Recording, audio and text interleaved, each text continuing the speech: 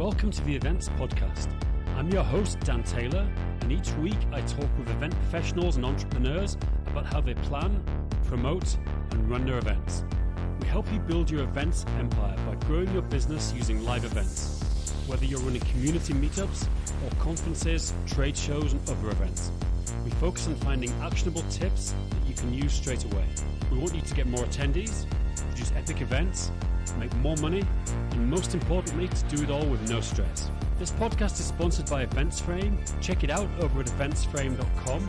Make the switch from Eventbrite today to our amazing ticketing and registration system with no ticket fees.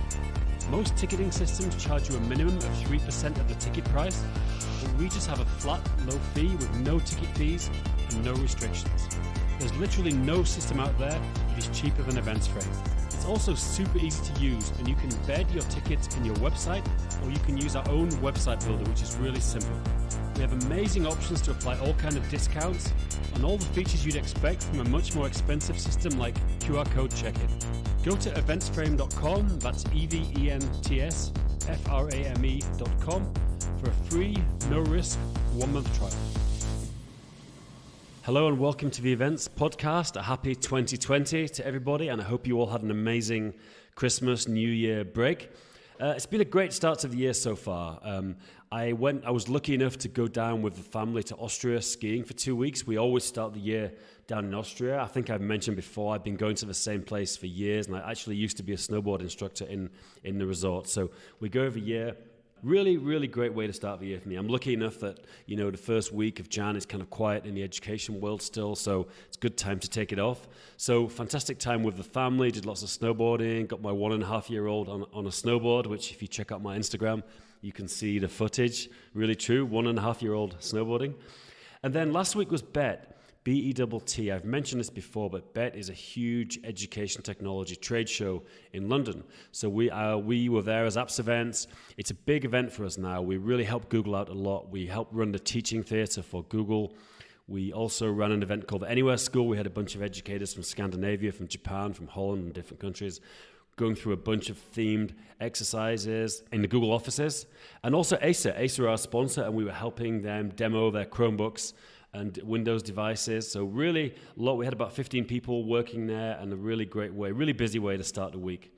Actually back in Prague right now, and off to California to Google's head office in Mountain View on Saturday. We've got an annual PD partner event. So really looking forward to seeing a few friends in San Francisco and then heading down to Silicon Valley to learn what's new with Google. So busy start to the year. It's only the 28th of January and already done quite a bit, but that's good. I like to be busy.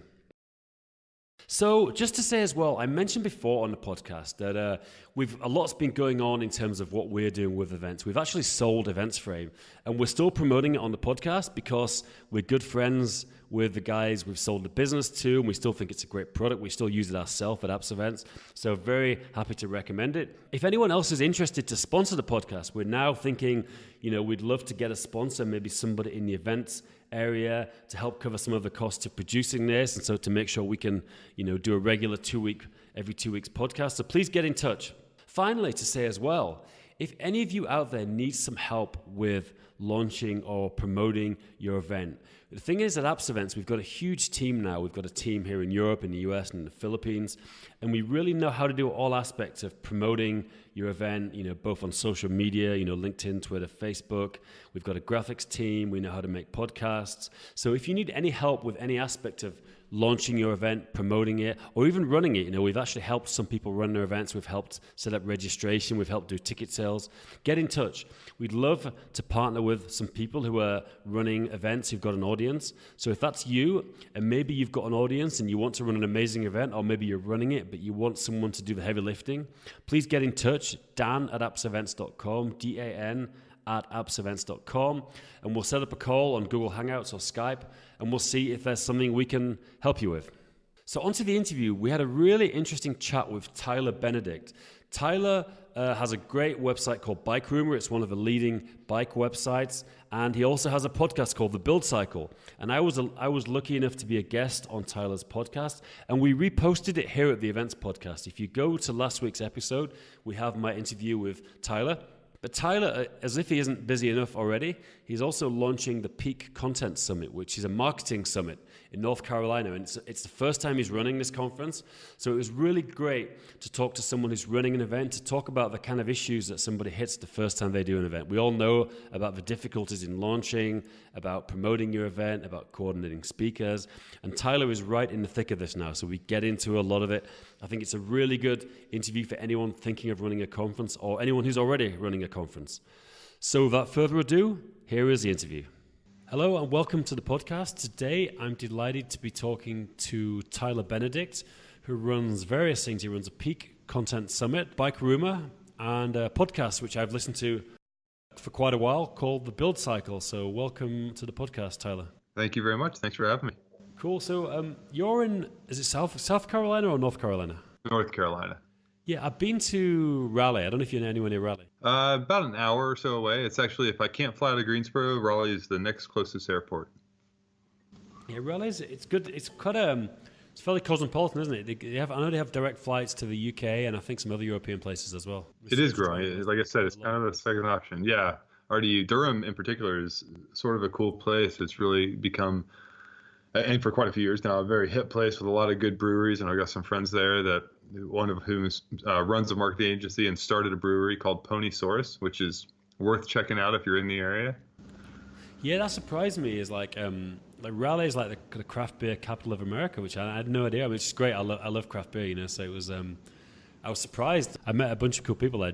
I had a free afternoon and evening after my event there, so I just went out by myself. And you know, some cities are just friendly, or maybe you just get lucky. I guess sometimes you just get lucky. But I just went out and met a bunch of people and had a really good time. You know? I don't know, what's it like? Is it kind of a bit redneck in parts, or is it all kind of like North Carolina? I don't imagine. I mean, it's kind of almost the South. Not that the South's redneck. I got a lot of great listeners from the South, and actually, some of it is. Arkansas is one of my favorite places in America. So, right? Yeah. Well, Arkansas has got. It depends. Like, so I live in Greensboro, which is smack dab in the middle of the state. If you just put your finger on a map in the middle, there we are. And, you know, I tend to ride my bike south, my road bike south, because it's, you know, very country rolling roads and stuff. And, you know, to use a simple reference, the political signs you see in town versus out of town are very different usually. The lifestyle is very different. So it just changes very quickly depending on how urban of an area you're in versus getting out into the country. And it's pretty easy to get out into the country here. You know, we grew up with a lot of, or the area grew up with a lot of tobacco farms, and you still see a little bit of that. You know, we're huge in textiles. So it's not that they were growing a lot of the fabric raw materials like cotton and stuff here in particular in this direct area, but a lot of the mills were here. So you do see a lot of open areas and then big factories just sort of plop somewhere. And, you know, for better or worse, in this day and age, a lot of those textile mills are getting repurposed for things, but a little bit of it's coming back. It's funny, like, I'm from Yorkshire in Northern England, and I'm from a very kind of rural, you know, like I say, you would say redneck, definitely where I'm from. That's what it's like. And there's also the textile, well, I mean, it's where the Industrial Revolution started, you know, I mean, all the mills, you know, cotton mills, Manchester area, and then the wool mills were all Yorkshire, Leeds, Bradford area. And you know, it's interesting, the old mills, which now are all, you know, converted to kind of nice luxury apartments, are all in the countryside, in sort of steep-sided valleys where they had fast water flow, you know. And like where I come from in Haworth, it's like that. A lot of the really picturesque places where the mills are, you know, because they used the big water wheels to turn the machinery and stuff. You know, they're all over these mills. There's very few of them left now since you know, China and Asia, the manufacturing shifted there. Yep. Now, what's like, you've got a few businesses I mentioned. Like, obviously we'll get into the events in a second, but what's your main business? I mean, is a podcast just something you do for fun, and Bike Rumor is the main business, or how do you do things? Yeah, it is. The podcast was really just sort of to scratch an itch I had of learning more about how entrepreneurs run their business. You know, people who have been far more successful than I have in growing, you know, not just big businesses, but just really good businesses. And I've tried to interview kind of across the board, and it's, you know, the more guests you get, the better excuse it becomes to just sort of contact whoever you want to talk to, and maybe they say yes. And so for me, it was really a tool to learn, but also a way to share what I've learned with other people, because, you know, for the cycling space, and we'll get to the cycling tie-in with Bike Rumor, but there's a lot of people who have an idea. They think they can make a cool product or a cool new, you know, component or something, or they want to launch a little brand, and they've been in the position I've been in, long before, where you have an idea, but it's everything else about running a business that is a complete mystery. And there's a lot of things that a lot of entrepreneurs learn the hard way. And sometimes those lessons can put them out of business. And for me, my personal preference of things is if I could learn something from talking to somebody and they show me how they did it and how to do it right, I would much rather learn it that way than screw up and end up wasting a lot of money or time, sometimes years or tens of thousands of dollars or more by making a silly mistake that if somebody had just said, oh, you know what, you should have done this, I'd be like, huh, well, that was great. Why didn't I just do that? And so that's the kind of stuff I want to teach through the podcast is, hear how other people have done it, some of the mistakes they've made, the successes they've had. And I'd much rather learn that way. And I think a lot of people are probably in that same boat. And the gist of the guests, if anybody has listened to it, you notice there's a lot of guests that have started or run companies in the kind of outdoor cycling adventure lifestyle space. And it's because I have access to a lot of those people very easily through Bike Rumor. And Bike Rumor is my main gig, it's the world's largest cycling tech blog. So we focus on the products, the technology, the components, the bikes. There's very little, if any, kind of racing news and athlete profiles in there. It's really all about the shiny stuff. And the site is about 11 and a half years old now with anywhere from 2.5 to 3.5 million monthly page views, depending on the season, and a really loyal following. It's especially within the industry, like pretty much anybody in the industry and any bike shop employee you talk to reads Bike Rumor. That's cool. I mean, yeah, I've come across it. Didn't know it was connected to you. I mean, a few things you said, like, I think podcasting, I would recommend it to most people. I mean, the thing is, I guess people's fear now is podcasting's overblown. There's so many podcasts, and it's kind of true. There is a huge amount, but it doesn't mean like you don't need to be NPR. You don't need to like have millions of people listening. Like, and especially if you're not doing it to directly make money, you're just doing it to build connection. I mean, like, for example, this podcast, the events podcast, I mean, in the beginning we had our software to promote, but we've sold that company. I don't even have any, there's literally nothing I have to promote on this podcast right now, but I'm still doing it because I talk to people like you, and you get to introduce people. I mean, I'm just thinking off the top of my head, there was a really interesting guy I spoke to, Chris Robb, you may have heard of.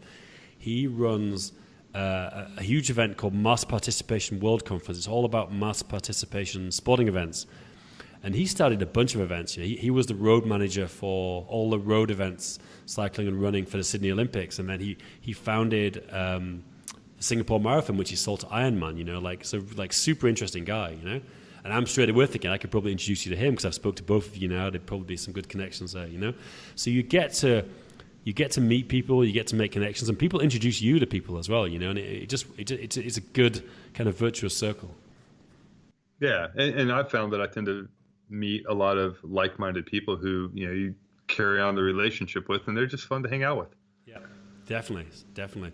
And interesting on the cycling, I've got a bit of a connection to bike manufacturing because I've been running an event in Taichung for a long time, and I've got a lot of, I'm sure you know it very well, I've got a lot of friends there. It's kind of, as far as I'm aware, it's like the world capital of cycling manufacturing. People don't know about it because people like to say everything's made in America, whatever, but Taichung is where a lot of stuff gets made. SRAM and all these companies are based out there, and it's crazy. I mean, it's a huge city, and cycling manufacturing is a huge part of it. Yes, yeah, and it's the complaint some people say, I think, is like, oh well, you move all your manufacturing to China, and Taiwan is arguably is or isn't China, depending on who you ask. But the point is, like, Taiwan and Taichung in particular is where the expertise is for certain things. And the people there are just really, really good at what they do, especially with, carbon fiber manufacturing. Yeah. And it's sort of like, if you want to make the best product you can, that's, why not go to the place that does it the best? Yeah, definitely.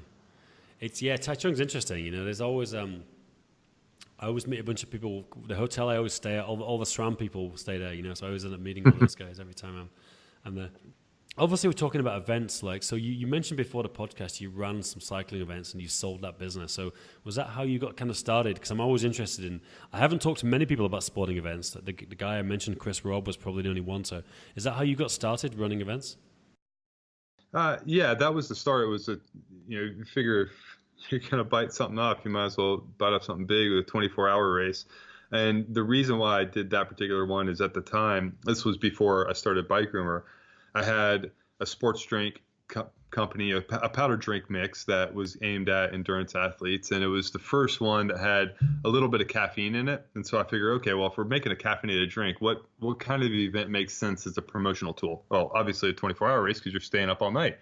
So I thought it'd be fun to do a 24-hour race that with the drink as the title sponsor, and had jugs of that out on course and around for people to drink and fill and everything. And of course, the event side of it, if it's done well and you look at the numbers, you can make a decent amount of money. And for us, it was a promotional vehicle that also made a little bit of money for us. It was also a huge distraction and time suck from the main business, but I ran that for 4 years completely on my own. And in the fifth year, I could be getting this wrong by a year or so, but in the fifth year, I brought on a partner to help me with it.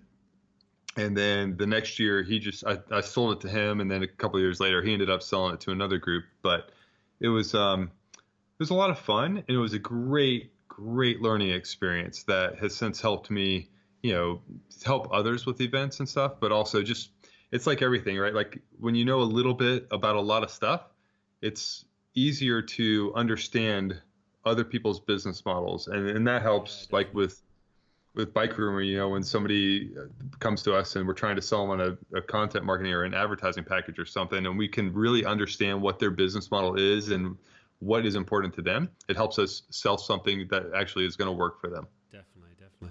It's funny, that kind of event. I've got a friend, I mentioned to you a bit earlier, I'm heading up to the mountains tomorrow for 2 days. We spend New Year in the Czech mountains every year. We do a bit of skiing, and there's the same group of friends every year, and the friend who's organizing it, he's the guy I go biking and snowboarding with. He is really into these bikepacking races, these endurance races. He's done a few. He's done the one, where you go from Canada to Mexico, Tour Divide or Grand Divide or something. Tour Divide, I think. And he's done one in Japan and one in Uzbekistan, like crazy races. Like when I look at these races, and they'll sleep maybe 3 or 4 hours a night, 5 hours a night for weeks on end, and I'm like, it just doesn't sound like fun to me. Like I've done a few bike races, like mountain bike races, even up to 100K races. I don't mind a hard day, but I like to get a good night's sleep. Even your race, fills me with dread the thought of not sleeping. I always did them on teams. We used to do a lot of them as teams, 4 or 5 people, so you can take a little break in the middle of the night if you want. Yeah. And how did you make much money out of this event? I mean, obviously you were promoting other things, but did it make money in its own right? Yeah, it did. I think, the first year was... Just to step in here quickly to mention our sponsor, Events Frame, a project I'm co-founder of, and I want to mention our integrations, which we believe are the best available. Firstly, payment integrations. You can connect any payment gateway such as Stripe, PayPal, on Braintree, or even bank account or take cash. You can connect everything to Events Frame. We also have the best marketing integrations out there with every email marketing system, including MailChimp, Zapier, Infusionsoft, Aweber, Drip. And we've got deep integrations with all the social media platforms like Facebook, Google, and Twitter. We've got thousands of events live on Events Frame right now, ranging from small community meetups to huge trade shows and conferences. Check it out over at eventsframe.com. That's eventsframe.com. And now, back to the interview. A massive disaster and learning experience in that the venue we held it at was a county or city park, I forget which one. And, we thought, and again, this was kind of like, you and I've talked about this separately, is creating a good experience for the participants. And one of the things I thought would be fun would be like a midnight pancake dinner. So I had a whole bunch of griddles, pancake batter, all mixed up. We plugged them in, and the second we turned them on, the power breaker just blew. It could not handle. I don't know if you know, but like griddles and like hot pots and those kinds of things, they pull an insane amount of juice from the outlets. And when you try and run like 5 or 6 of them at a time, things were not happy. So, and then of course, being in the middle of the night at a city park, there was nobody that could come and unlock the door and turn it back on. So we basically lost power to the main little shelter where people were hanging out, because it was also a tremendous downpour to the point where trees and limbs were breaking from the wind, and we had to call the race in the middle of the night for a couple hours while it was the worst, and then start it back up. And it was just like everything that could have possibly gone wrong went wrong. And then we tore the course up so much and had to go back in and fix it afterwards. But like the grass in the middle of the field where everyone was camping and stuff was chewed up so bad the venue's like, yeah, you guys can't come back here again. I guess there's a strange mentality people do events like that is like the extreme weather probably made people have a real bonding experience and probably ended up enjoying it, I'd guess, because you do these events. I mean, I've done similar things, and like if it's kind of tougher, then you kind of look back more fondly on it, even if you don't always enjoy it at the time. Yeah, people still come up to me and be like, oh, I remember I did the first one, Tyler. It was, man, that weather or whatever, right? Like I went through 3 sets of brake pads. I'm like, wow, that's impressive. Yeah. That's cool. So I mean, how did you end up selling it? Like, I've talked to a business broker on this podcast about selling your events company. And the guy I mentioned, Chris Robb, he sold his Singapore Marathon. Obviously I'm guessing this is a much smaller scale than that, but like what, did someone you knew already come to it, or did you market it for sale? Like, how did the sale come about? Yeah, no, I had a friend that was getting into event management and had a couple other smaller things he was doing. But to go back real quick and answer your question, I think by the 3rd and 4th years or something, I would maybe clear like between $10,000 and $15,000 of profit, which, for somebody who has a volunteer workforce and only has to pay a couple other people, that's not bad. Like it was a pretty well-oiled machine by then, and we had found a really good venue by our 4th year. The venue for the 2nd and 3rd years was another nightmare for other reasons. It became a really well-run event, and at that point is when I brought the friend on, and he kind of ran it, and we were just talking, and I forget exactly what the deal was. Like he paid me like, maybe 30 to 40% of the revenue from the first year that he took over, and then after that I just kind of let him have it as long as we retained title sponsorship for the beverage, and that was sort of like the deal we had going. And is it still running? Is he still running the event? No, he ran it for a couple of years and turned it over to the group that actually built and maintained the trails that it was being run on, because it was that particular trail network was Army Corps land, and so technically private parties are not supposed to make a profit off of it, which made it a little bit of a challenge on the financial side. Eventually, those guys were the ones that were really providing all of the volunteer labor, and he ended up selling it to them, and they were using it as a fundraiser, and they really took it to the next level, because at that point it was all in for them, and they used it to probably raise, I'd say, between $20,000 and $30,000 a year for it. And they ran it for 10 or 11. Well, they ran it up to, I think, the event celebrating its 10th or 11th year, and then they shut that down because by that time they had started some other shorter ones. Like the 6-hour one they do, it sells out in like 2 minutes every year and does really well for them. That's the thing, I mean, sometimes events just have a life cycle, like they don't, you can, like you mentioned, this shorter event was sold out, and sometimes you've got to pivot, and maybe, people don't want a bigger event, they want a smaller event, or they want a longer event, or they want a different event, and sometimes you just change it, or you start another one. I think that's, people shouldn't get too attached to anything, that if it's great. I mean, it's hard for me to say, because I've had a few events now, like I mentioned to you earlier, my first conferences I ran were Bangkok and Prague, and I still run them to this day. I run them every year. But and I really want to run it every year, but I shouldn't be attached to it, because if it doesn't happen one year, it doesn't happen. It doesn't happen because something's happening elsewhere. But it's tough. You want to keep things going. Yep. Yeah, I agree. I agree, like actually 100%. I try not to get emotionally attached to anything other than family, and because none of that stuff is infinite. It's harder. I mean, I used to be so bad. Someone told me a great quote is, "Don't love anything that can't love you back." And I try to stick to that. Because you can get so like emotionally attached to a business, but it's at the end of the day, it's a business. It's like if your website goes away, your business goes away. No one's going to die, like you do something else. Yeah, especially if you maintain your relationship. I should say, or not relationship. Oh, crap. What's the word I'm looking for? Reputation. Yeah. The other R. That's different. That's important. That's something you can't get back very easily. Yeah. Yeah, that's all you have, like, and that what I mentioned to you before about, not canceling events, like, that's part of it. You've got to, people have got to come to something you organize and say, like, that was a great event. I got my money's worth. I got more out of it than the money I paid. That's actually, I've never really thought about it, but that's the thing.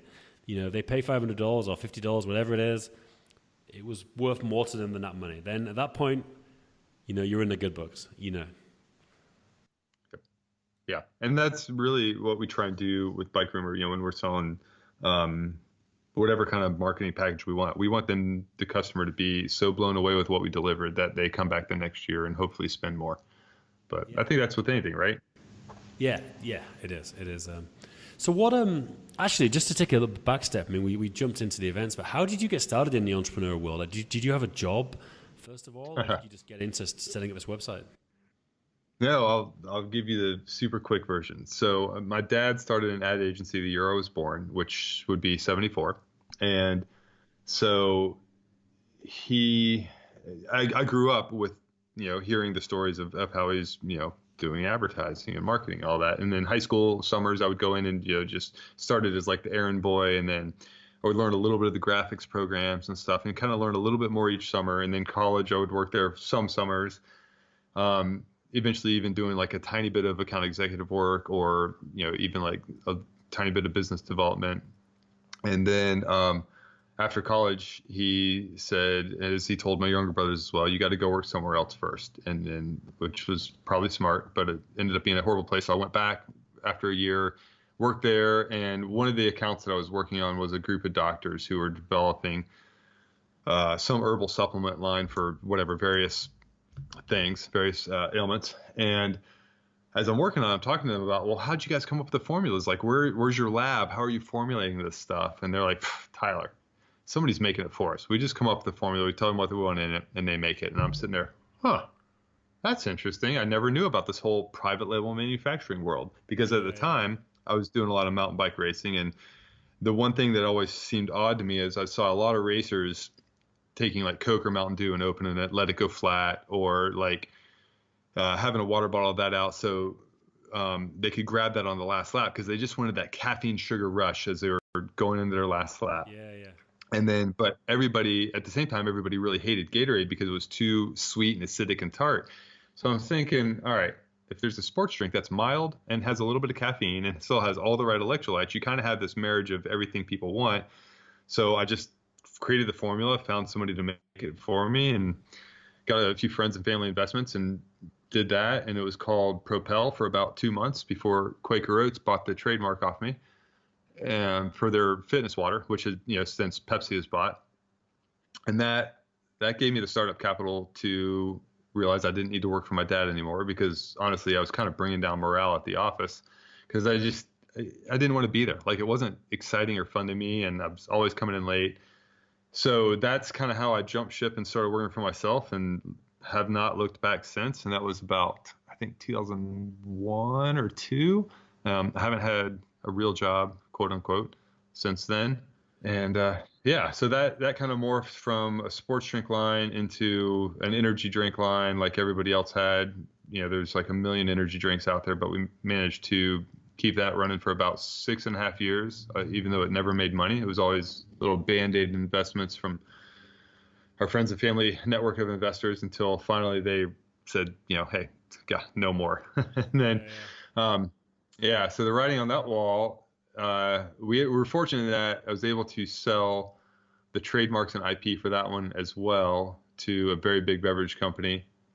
And then, which basically covered maybe like 80% of the debt. So we didn't actually make money ever on that, unfortunately. But when I knew that was happening is when I started Bike Rumor because at the time, I didn't see any other cycling website that really was covering what I was interested in, which was just the products and tech from a real kind of weight weenie standpoint. And also nobody was really doing it in a blog style format. So I was a huge fan of the tech blog Engadget and still am. Yeah. And nobody had that format for cycling. And so I just started it and people seemed to like it and it grew. And after a couple of years, I could stop doing freelance stuff and do that full time. And then I added one guy and then another guy. And the team has just grown now. We've got 4 other people besides me that are full-time or very regular contributors, and then a handful of freelancers, and we're kind of spread all over the world. Yeah, is it a completely remote team? And like, do you work at home, or do you have an office, or what do you do day to day? Yeah, I have a separate office at my home. So it's a whole nother level with, separate entrance, but it is attached to my home. Yeah.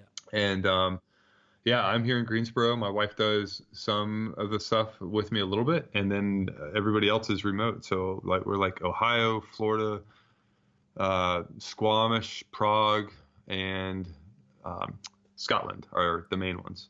It's funny, I am. Yeah, I'm a similar age to you, and I've got a small son, like just under 2 years old. So I've bought we have a house just outside Prague, but I've got an office in Prague, and even though it's like 15-20 minute drive, like I'm here now, I'm going to go home after this, but I realized that I wasn't going to get any work done at home, even if I had a separate building, I used to work, when I was single a few years ago, I used to work at home, I used to work co-working spaces, and I was kind of all over, Starbucks, just cafes, and now I'm like, I love coming to the office, I can get so much more done, and I can't even try to get work done at home. I mean, you've got a different setup, I guess. You've got a whole separate, like entrance, but I know I'd still get involved in stuff when I'm at home.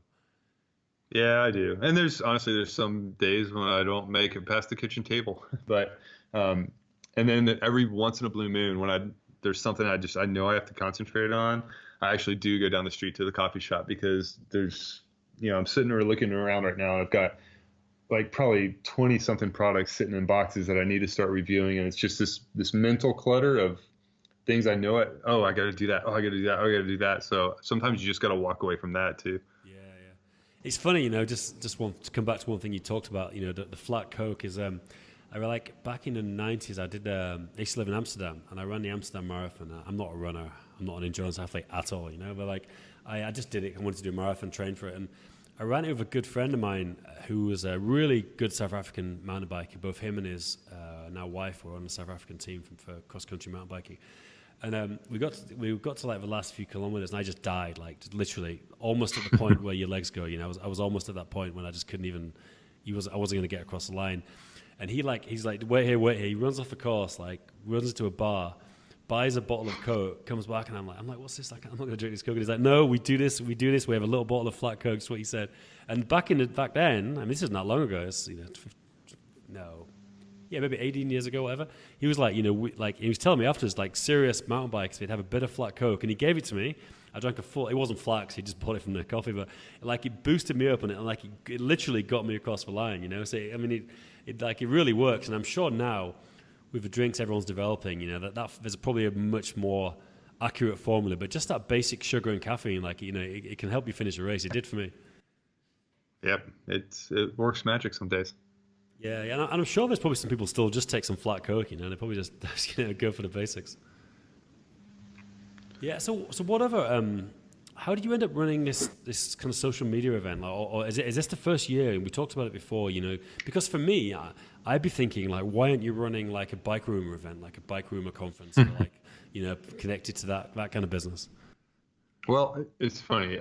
I've for many, many years, I've thought, okay, I've got this audience on Bike Rumor. What can I do with this, right? Like I can't think of an event other than like doing a little social ride. And we've done a few social rides over the years and had a pretty decent turnout, but it's not really, I hate to make it sound commercial. It's not something you can charge for. And I really don't want to get back into the event racing, like racing space, because we just don't cover that. Like there's a little bit of a disconnect. And so what I've found though over the last couple of years is we were very, very late to the game on Bike Rumor with selling content marketing. I hate to call them advertorials or sponsored content because those things have a negative connotation, but it's all the same thing, branded content, whatever you want to call it. It was not hard. I guess we just hadn't figured out how we were going to do that in an ethical manner that somebody would actually want to read. And I think part of the problem was I was seeing it done so poorly elsewhere in some other magazines and stuff, and even in some of the cycling publications and websites. And some of them were getting really reamed for it on social for just how kind of shady it was.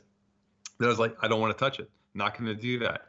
But unfortunately, that's what the brands wanted. And, banner ads were becoming a tougher and tougher sell. So we're like, all right, I got to figure something out. And I actually kind of like that challenge where it's like, okay, if you have to do this, how would you do it? You may not want to, but if you had to, how would you do it? And so we figured it out. I think we really cracked the code on ethical effective and valuable content marketing with some of the programs that we have on Bike Groomer.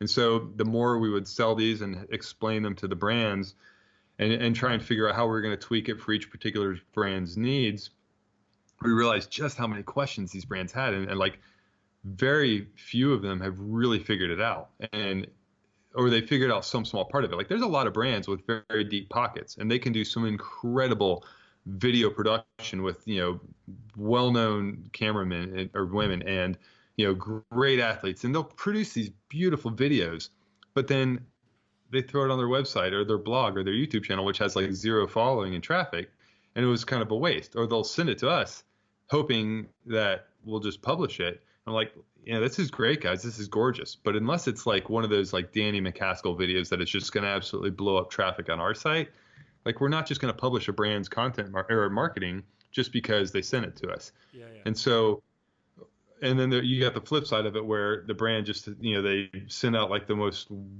horribly written press release. You're just like, oh my God, guys, come on. Yeah. So there's the whole spectrum of. They're not putting themselves in your position. They're not thinking, what do you want as a site owner to get out of this? They're just thinking, how do I promote it? And it's for people who it's their job in PR and advertising. It's sometimes they can be kind of naive about it. Yeah. Well, and I think the other missing piece of the puzzle is sometimes it appears as though they're not even thinking about what is the customer going to get out of this. It's like they're just tooting their own horn saying, some of the the marketing language used in these things would make you think it's the second coming of Jesus, this product that came out. And it's just like, you're not actually explaining the benefit to the end user in a way that is going to resonate with them. And so long story short is, the more of these conversations we had, the more I realized that there is a need for an education on what is content marketing, what is content strategy, how do you go from I have no idea what this is all the way up to I have a plan, I know why I'm doing this, what I'm doing, how I'm doing it, when I'm doing it, where I'm doing it, and to who I'm getting it in front of, and how I'm going to get it in front of those people. And that's what I want. I wanted it to literally go from A to Z. And so I built Peak Content Summit to do exactly that and bring in speakers and panelists that can speak on all of those things and not just, get up there and run their mouths, but actually really provide actionable information. So when somebody leaves this thing, they're like, not only are they inspired, because there's a lot of conferences and events I've gone to where you get all roo-rah, hyped up, and then you go home and you're like, I'm so excited, but I don't know what to do. Yeah. I want people to be excited and know what to do. Yeah, it's true. That's something I go for my events is like, I always say there's something you can, on Monday you can use what you learned at this event, on Monday when you go back to work. That's kind of the king, not like rah-rah motivation. But is it, so this is the first year you're running it, or is it the second year? This will be the first one. It's March 11th through 13th, 2020 in Asheville, North Carolina. So you're right in the middle of it now. So this is a good time to talk. How is it going? Obviously you've got your website, you got your venue, you got your dates. How you got the initial stuff done. How is it going after that? It's going. It's so this is the thing. There's definitely people signing up. I've got some incredible speakers lined up and contracted to show up, and the interest level is massive. The one thing that I've heard from every single event organizer and venue and CVB person is that everybody waits to the last possible minute to sign up. So you'll probably get half at least in the last month. Yeah, so it's a little stressful, but I think the good thing is with the venue I have and the setup I have is it doesn't take a lot to break even, and we can arrange it such that even a smaller crowd would feel it'll feel intimate and effective, and I think people would really enjoy that, having more one-on-one time with the speakers. But obviously for me, I'd like to build it up to a certain size. I think 100 would be really, really good for the first year. Yeah. And it would still be intimate enough that you have plenty of one-on-one time with everybody there. But so it's going well. But me being somebody who has been to social media marketing world where you have 10,000 participants in this massive production, I'm like, I want that. But got to start small, I guess. Some of the best, just what you said actually. Some of the best feedback I've ever had for events has been really small events. Events that if I'd have been a bit less, I'm really hardcore and never cancelling an event. I probably other people would have cancelled it, and people liked it the most. And that's what you want, because if you have a small event, everyone loves it. 'Cause small events, everyone gets to meet everyone. You get to meet all the speakers. You can buy more drinks for them because whatever. You want to keep them happy. You want to make sure they have a good time. And then they have an amazing time, and then they tell 5 people each, and then you have a big event the second year. It's long term. It's long term thinking. Small events can be amazing, or medium sized events as well. They can be really good. And for me, second thing is, some events I found it was just good to keep them at a medium level. I was all about relentless growth in the beginning. Everything had to be bigger and bigger, more and more money. Now it's like sometimes I'm just happy. I've got one event I've been running, and it's just 60, 70 people every year, and I'm happy about that. It's good. People come back, really high return rate, and it's fun. And to grow it to the next level would be really hard, I think, just because of dates and location and the circumstances around the event. So sometimes that's the natural level of an event isn't that big. Doesn't mean, I'm not saying yours would be, but you find your level at a certain point. Yeah. Well, it'll be good. I mean, I think no matter what we end up with attendance, it'll be it won't be overwhelming for a first year event. And like we just talked about, I put on events before. I think a smooth running event comes down to a good checklist and a couple of contingency plans. But it's still like if 1,000 people showed up, I might be a little bit flustered, but then I'd hire people. Yeah, sure, but he wouldn't get to that because you can cap your registrations at a certain number if you only have like 20 speakers or whatever whatever X number of speakers. You can't allow more people in, unless you can get speakers at the last minute, but that's tough as well, So I mean, for me, it's a tough thing to do, but I'd always be ready to turn people away. I've done that a lot, and it's really hard as a businessman like you and me, like just to turn down money of people that want to come and pay for your event. But it's the best thing sometimes, because if you're going to end up, means you've got to get extra speakers who are not properly vetted, and maybe you haven't got the people to cope. It can be hard sometimes, I mean, everyone's got a different opinion. Some people will just do it, take a risk, but I don't. I close registration like all the time. Right. Well, I'm about to sort of force my hand on that just because the venue I want, it kind of caps at, I think 110 would be the max. They said 100, but it looks like there's room for a little more. I don't know what fire code says. On the website, something like last 10 tickets, last 5 tickets, or put it on your newsletter, on your mailings, let people know there's a limit. I do that. Yeah, I like it. Cool. So anything else about your event? Like anything else that you've learned along the way that's been so far? Obviously, you haven't done the event yet. We should chat later once it's actually gone ahead and get the detail. But anything else to this point that was different to how you thought it would be? Well, yeah, that would be a fun conversation. Here's what you thought beforehand. What about now? So with the athletic events, I didn't really have to worry about hotels and food and beverage and all that. So that adds a lot of, I guess the surprise to me is how much people charge for catering. It's sort of like highway robbery in my mind. So what I've done, and the other challenge that I thought maybe I just didn't know, I didn't really think about it, is the reason I chose Asheville is because it's a little bit of a destination town. So for a first year event there's not a proven track record for the event. At least the town has a proven track record of being cool. And I think, that helps it have a little bit more draw. And so a couple things that surprised me is like the lady at the Asheville CVB I've been working with has been super helpful with contacting the hotels, but that it kind of stopped there. I'm like these are marketing people coming in, people who are going to have an audience and talk. Like, why don't you offer or host the opening night reception or something, or just at least have a table come talk? And they're like, no, that's okay. I don't understand. Like, why would you turn down an opportunity to come and promote your city to other people who probably plan events?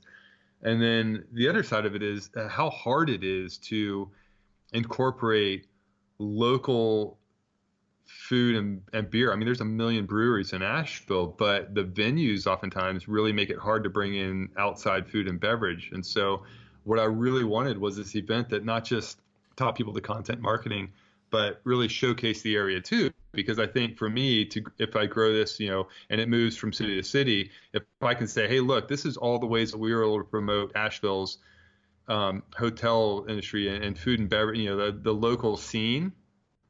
I think the next time, like, let's say I wanted to go to Knoxville or something, Knoxville would be like, oh yeah, can you do that for us? And it's kind of like the venues are making it really, really hard to do that. Yeah, definitely. I mean, food and beverage, you're probably not going to get to bring anything into the hotel. So I would just say, do an evening event at a bar or something and get the local beer there. Find a place that's got the craft beer you want or the food you want, and do it outside the hotel. I think. Yep. Yeah, that's what we're doing for the opening night for sure. Right. Yeah. Cool. Well, look, Tyler, it's been a real pleasure to chat, and I look forward to talk to you after the event and get an update. But thanks very much. Anything else you want to plug or anything else you want to talk about? No, I'd say if you're a cyclist and you like shiny things, check out bikerumor.com. And if you are trying to figure out content marketing strategy or you just want to learn a little more, go to peakcontentsummit.com, and hopefully we'll see you in March. Sounds good. Thanks, Tyler. Yeah, thank you. Do you want to sell more tickets to your amazing events? EventsFrame event ticketing has been built to minimize the amount of time it takes to buy a ticket. Result? You sell more tickets. Check out eventsframe.com.